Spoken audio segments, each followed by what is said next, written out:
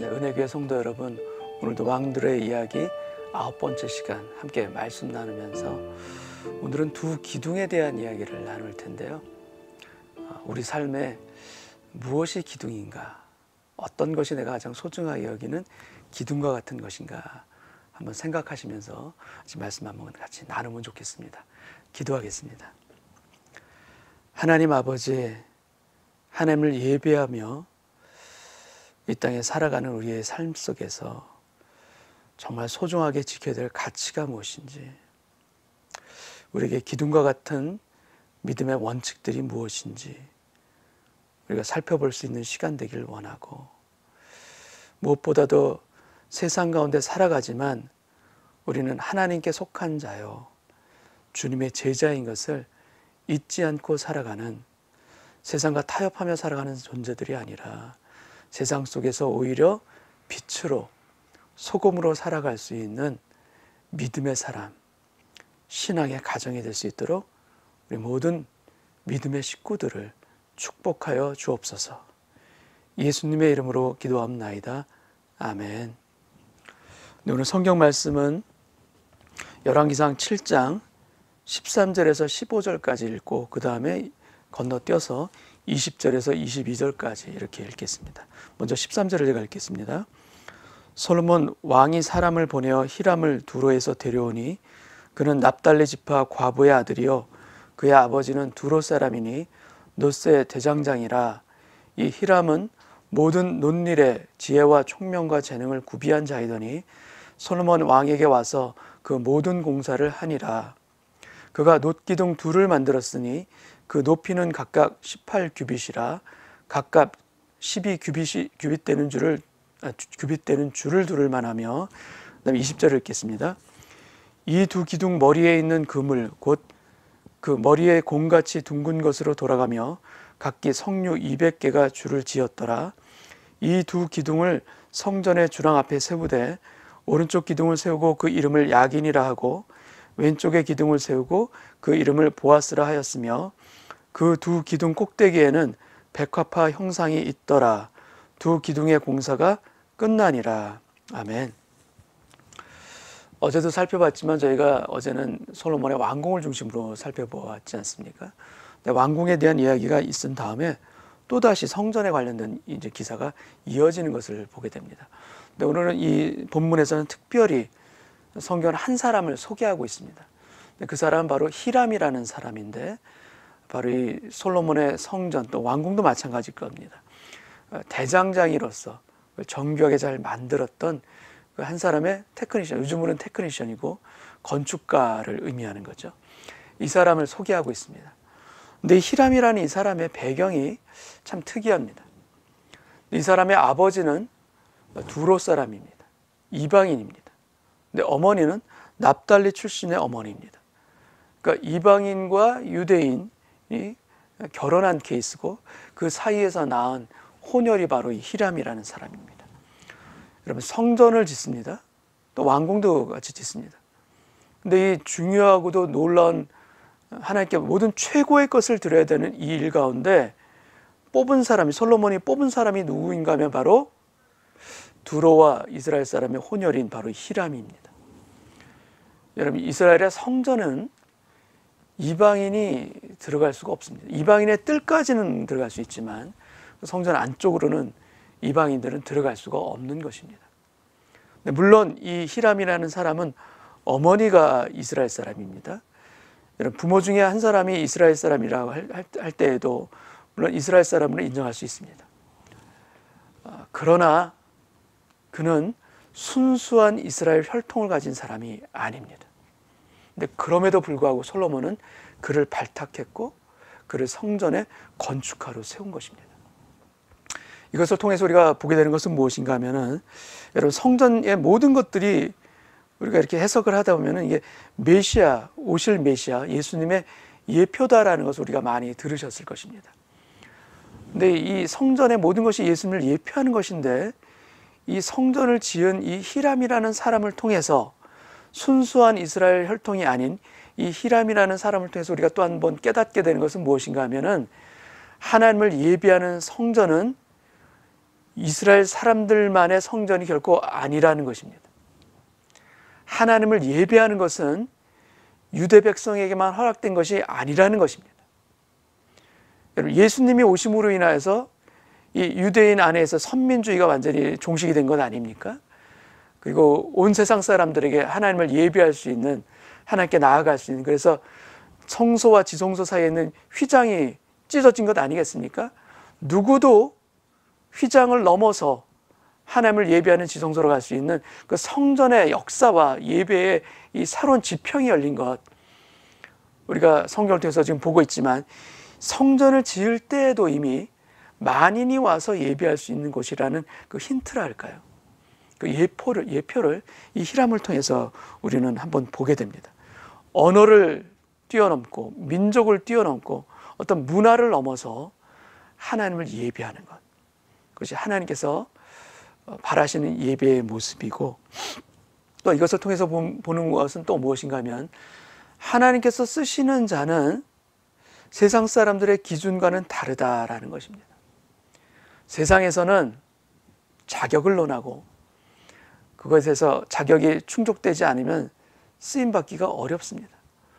근데 여러분, 하나님께서는 세상적인 기준으로 인해서 자격을 정하고 너는 적격자다, 너는 부적격자다, 이렇게 가르지 아니하십니다. 아니, 그런 모습을 여러분 솔로몬을 통해서 우리는 다 명확하게 보지 않습니까? 다윗의 아들 중에서 어쩌면 가장 다윗을 이어서 왕이 될 수 없는 부적격자를 랭킹을 꼽으라면 솔로몬이 거의 1번 아니겠습니까? 왜냐하면 범죄했던 밧세바와의 사이에서 낳은 아들이기 때문에. 그럼에도 불구하고 하나님께서는 솔로몬을 기름 부으시고 그를 왕으로 세우셨습니다. 여러분, 하나님 앞에서 부적격자는 아무도 없습니다. 하나님을 믿고 따르고 겸비한 마음으로 하나님 앞에 서는 인생은 하나님께서 사용하실 줄로 믿습니다. 세상의 기준이 아니라 하나님의 기준으로 하나님께서 써주시는 그 인생이 되길 원하고, 여러분, 우리가 나이가 많다 해서, 건강이 약하다 해서, 가난하다 해서 하나님께서 쓰시지 않는다? 결코 그렇지 않으십니다. 하나님께서 어떠한 인생에게도 하나님의 귀한 사역 가운데, 하나님의 은혜의 길 가운데 우리를 이끌어 주시고 초청해 주시고 사용하기를 원하신다. 믿고 걸어가는 저희 모두 되기를 원합니다. 15절 말씀을 보게 되면 이 히람이 놋기둥 둘을 만들게 됩니다. 그 높이가 각각 18규빗이고 두 기둥을 만든 것이죠.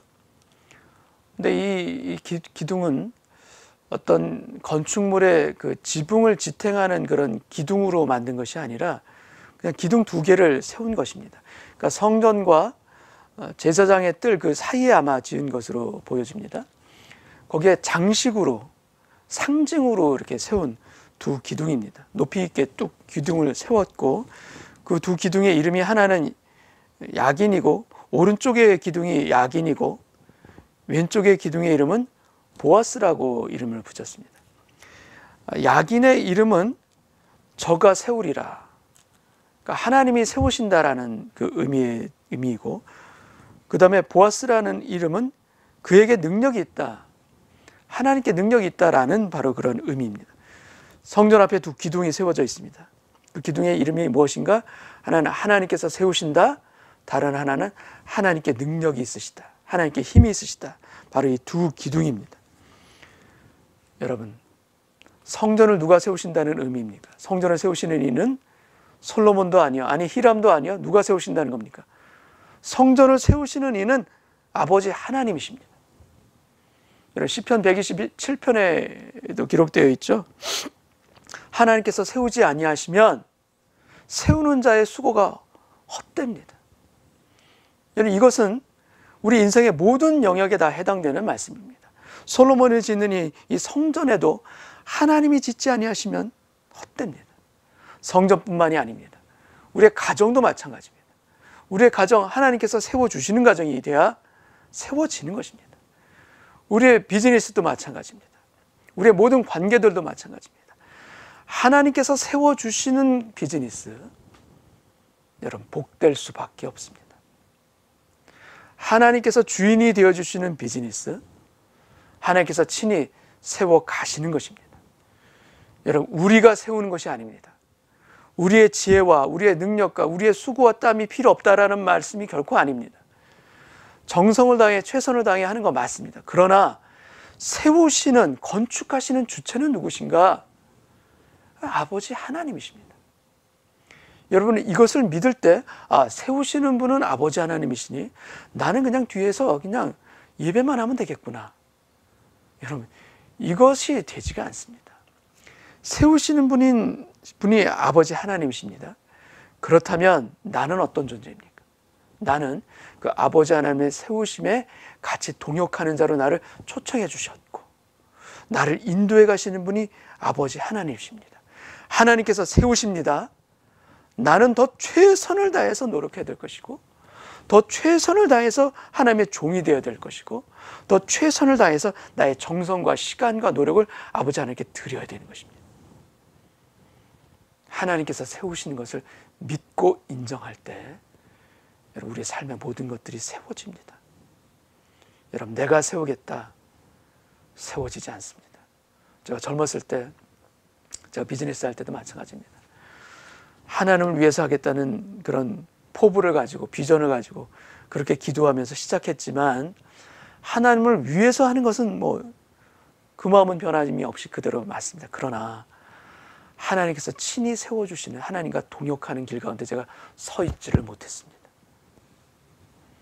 하나님을 위해서 한다면서도 하나님과 하지 못할 때 하나님이 세워주시는 그 능력과 은혜를 힘입지 못한다는 것, 저는 제가 젊었을 시절에 사업하면서 비즈니스 하면서 너무나도 절실히 깨달았습니다. 하나님께서 세워주십니다.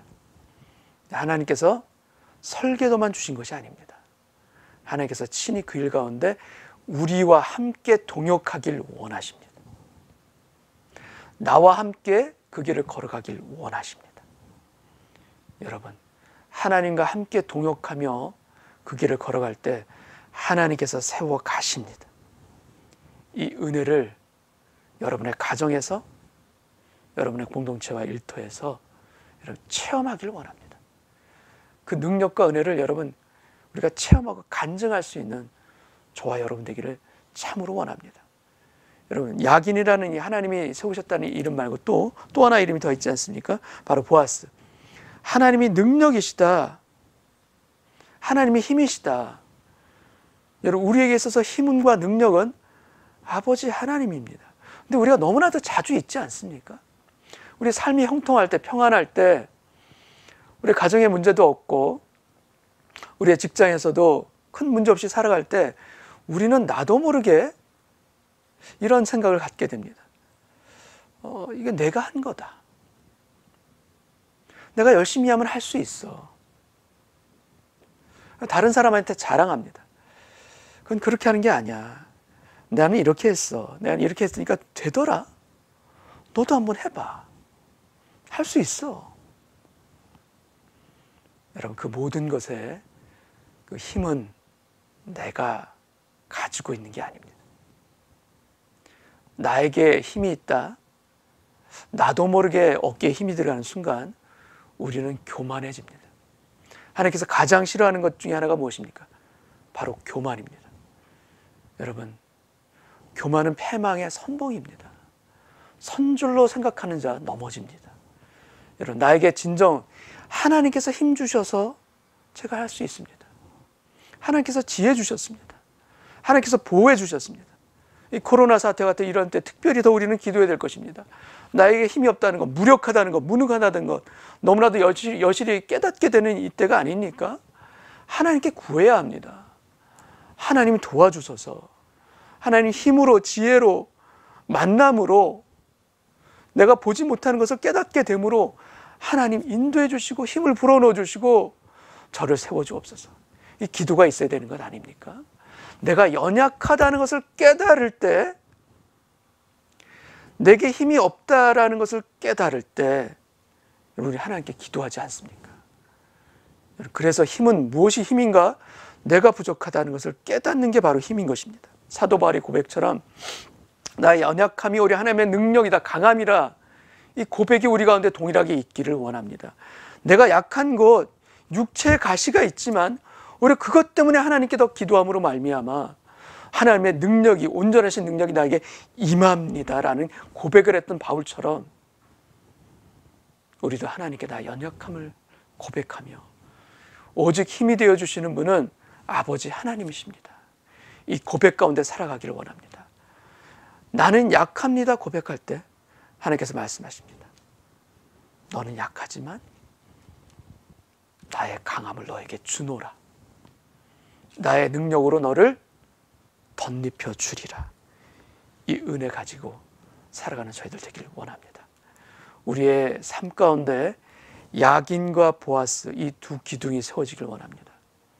여러분, 하나님께서 세워주시고 하나님의 힘이시다라는 이 두 기둥이 세워지길 원합니다. 여러분의 삶 가운데 여러분의 인생의 기둥은 무엇입니까? 어떤 것이 여러분들이 든든히 의지하고 여러분이 자랑하는 그런 기둥입니까?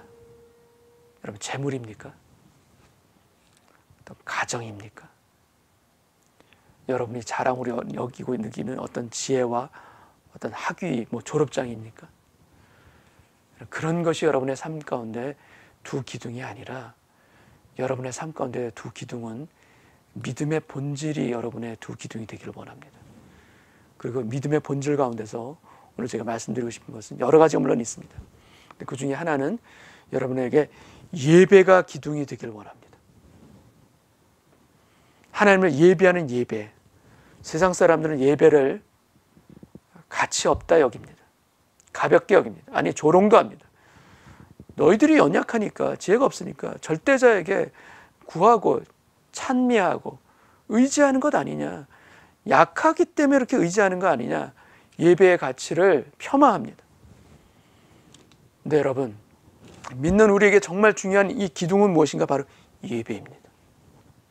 하나님을 예배하는 공적인 예배, 또 여러분의 골방에서 드리는 여러분의 개인적인 은밀한 예배, 다 마찬가지 중요한 예배입니다. 예배가 살아있다면 그 인생 결코 무너지지 않습니다. 아니, 험한 인생길 걸어간다 할지라도 그 예배로 인하여서 소생할 것이 일어나는 것입니다. 그 예배로 인하여서 하나님께 주시는 은혜와 지혜를 받고 누리는 것입니다. 여러분의 삶 가운데 예배의 기둥이, 특별히 지금 우리가 함께 모여서 드릴 수 없는 시대를 지금 우리가 살고 있지 않습니까? 이 시대가 빨리 끝나기를 우리는 소원하지만 이 시대에 특별히 더 우리가 구하고 사모해야 될 것은 무엇인가? 바로 예배입니다. 여러분, 예배를 잘 드리는 인생, 가정, 온전한 가치관 가운데 그 삶에 하나님께서 주시는 은총이 반드시 쌓여지고 누려지게 하십니다. 여러분의 살아있는 예배가 있기를 원하고, 또 여러분의 가정에서도 아이들과 함께 주님을 전심으로, 신령과 전심으로 찬미하며 기도하며 예배할 수 있는 살아있는 예배가, 특별히 요즘 코로나 사태로 인하여서 우리가 온라인 예배를 드리고 있는 이때 더욱 뜨겁게 예배 드릴 수 있는 우리 모두 은혜의 교회 성도님 되시기를 주님의 이름으로 축복합니다. 여러분, 두 기둥, 하나의 기둥은 예배가 되기를 원하고, 또 제가 오늘 말씀드린 여러 가지 물론 기둥들이 다 있습니다. 그러나 오늘 드리고 싶은 이 두 개의 기둥은, 하나는 예배이고 또 다른 하나는 여러분 순종하는 삶입니다. 말씀대로 따라 사는 삶입니다. 여러분, 믿음과 행실이 분리되는 것이 아니라 믿음과 행실이 하나 되는 삶. 우리가 듣고 깨닫고 마는 그런 말씀이 아니라 듣고 우리의 심령을 찌름으로 말미암아 결단하여서 순종으로 이어지는 삶. 우리의 삶 가운데, 우리 여러분의 가정 가운데 예배와 순종, 말씀대로 살아가는 순종의 삶이 여러분의 인생의 두 기둥이 되길 원하고, 여러분의 가정에 또 두 기둥이 되기를 원합니다. 여러분, 여러분의 집에 기둥이 없다면 어떻게 되겠습니까? 그 집이 온전하게 버텨날 수가 없습니다. 여러분, 반석 위에 지은 집과 모래 위에 지은 집은 여러분 평상시에는 차이가 없습니다. 다 아름답게 보이고 다 편안하게 보입니다. 근데 반석 위에 지은 집과 모래 위에 지은 집이 아주 판가름이 나는, 완전히 달라지는 때는 언제입니까? 풍랑이 몰아치고 탕류가 부딪히고, 여러분, 인생에 어려움이 왔을 때 반석 위에 지은 집은 견고하게 서 있습니다. 근데 모래 위에 지은 집은 떠내려갑니다. 마치 기둥이 없는 집처럼 무너지기가 쉬운 것입니다. 여러분의 인생 가운데 예배의 기둥, 그리고 순종의 기둥, 다 믿음의 기둥들입니다. 이 기둥이 단단하게 서 있기를 원하고, 그러할 때 여러분 어려운 고난 속에서도 여러분 든든하게 버티고 설 수 있는 그 힘이 여러분 가정 가운데 있게 될 줄 믿습니다. 여러분 계시록 3장을 보게 되면 거기에 이제 7교회, 초대교회 7교회를 향한 주님의 말씀이 나오지 않습니까? 그 중에 빌라델비아 교회를 향해서 주님이 하시는 말씀이 나옵니다. 근데 그 중에 말씀이 하나가 뭐냐면, 이기는 자는 복이 있나니 저가 여호와의 성전의 기둥과 같다라는 말씀을 하십니다. 근데 제가 예전에 터키를 갔었던 적이 있습니다. 단기 선교를 갔었을 때 빌라델비아, 그 터키에 있습니다. 거기를 방문했습니다. 근데 거기를 방문했는데 빌라델비아 교회의 터전이라고 추정이 되어지는 그것을 이렇게 유적지로 이제 만든 곳이 있습니다. 근데 저는 성경에서, 계시록에서 빌라델비아 교회를 향해서 성전의 기둥 같다라는 이 표현을 하는 것이 왜 빌라델비아 교회를 향해서 이 기둥이라는 표현을 썼는지 그곳 터키에 있는 유적지를 가서 봤을 때 깨달았습니다. 그 빌라델비아 교회의 터전이라고 추정되어지는 그 유적지를 봤는데 기둥이 있어요. 근데 기둥이요, 여러분 우리가 생각하는 그런 기둥이 아니에요. 기둥이 거의 집만큼 큰 기둥이, 어마어마하게 큰 기둥이에요. 그냥 그 터전에 터가 있더라고요. 와, 이렇게 기둥이 넓고 크고 장대할까 싶을 정도로 그렇게 큰 기둥들이 이렇게 있더라고요. 여러분, 이기는 자에게는 성전의 기둥과 같이 하나님께서 세워주신다 약속하셨습니다. 승리하는 자, 믿음을 가지고 살아가는 자, 여러분 이기는 자입니다. 예배하는 자, 여러분 이기는 자입니다. 역경 가운데도 하나님의 말씀 붙들고 순종하려고 애를 쓰는 자, 여러분 그 사람이 바로 이기는 자입니다. 그 이기는 자에게 주시는 약속, 성전의 기둥과 같이 세워주신다는 이 약속, 이 약속을 믿고 살아가는 저와 여러분 되기를 원하고요. 이걸 통하여서 여러분의 가정 가운데도 야긴과 보아스와 같은 인생의 신앙의 두 기둥들, 아니 두 기둥뿐만 아니라 세 기둥, 네 기둥도 좋습니다. 하나님의 말씀에 따라서 우리 삶에 세상의 물질이나 관계를 통해서 기둥을 세우고 의지하는 자들이 아니라 하나님의 말씀과 신앙의 원칙들과, 아니 하나님만으로, 주님만으로 충분하고 감사합니다. 이 진실한 마음으로 우리 인생의 기둥들을 믿음 가운데 세워갈 때, 여러분 빌라델비아에게 교회에 주셨던 그 언약과 축복, 성전의 아름드리 같은 그 기둥으로 우리를 세우신다는 이 축복이 여러분의 삶 가운데도 누려질 수 있도록 하나님께서 은혜로 지켜주시는 그 축복이 있기를 주님의 이름으로 축원합니다. 기도하겠습니다. 아버지 하나님, 하나님께서 세워주시는 가정이 되길 원하고 하나님께서 힘이 되어주시는 인생이 되기를 원합니다. 내가 세우고자 했던 많은 계획들, 나 혼자 힘쓰고 애쓰고 노력하고 뒤에서 하나님은 그저 도와주옵소서라고 했던 그 기도가 아니라 하나님께서 세워주실 것을 믿고, 저 연약한 인생이지만 하나님께서 불러주셔서 같이 쓰임받는 동역의 자리로 저를 불러주시니 감사합니다. 아버지 하나님 믿고 세워주시는 그것 가운데 저도 함께 걸어가길 원합니다. 기도하는 저희들 되길 원하고, 내 인생의 힘은 오직 아버지 한 분이신 것을 고백하오니 교만의 자리에 서 있는 자가 아니라 하나님 앞에 겸비한 자리로 엎드려 살아가는 저희들 되게 하여 주시사, 우리 인생의 예배와 말씀대로 따라 살아가는 순종의 두 기둥이 세워짐으로 말미암아 빌라델피아 교회에 주셨던 그 약속과 축복 그대로, 이기는 자에게 주시는 그 축복 그대로 성전의 기둥처럼 세워지는 그런 인생, 그런 가정, 그런 교회 되어질 수 있도록 주여 축복하여 주옵소서. 감사와 찬송을 올려드리오며 예수님의 이름으로 기도함나이다. 아멘.